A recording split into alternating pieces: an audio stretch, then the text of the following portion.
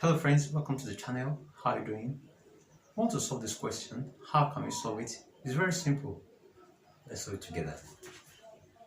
Here, just say 3 take away 1, that is our 2 over 3, plus 3 take away 1 over 9, plus 3 take away 1 over 27, plus 3 take away 1 over 81, plus 3 take away 1 over 2, 4, 3. That's our first step.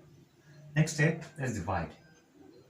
So 3 divided by 3, that's 1 minus 1 divided by 3 plus 1 divided by 3 minus 1 over 9 plus divide 1 over 9 minus 1 over 27 plus 1 over 27 minus 1 over 81 plus 1 over 81 minus 1 over 2, 4, 3. Very good.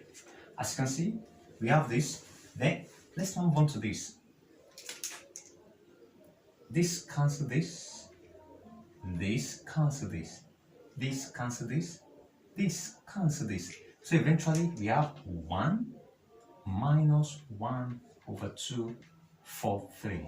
So our LCM is 2, 4, 3, which is 2, 4, 3 minus 1.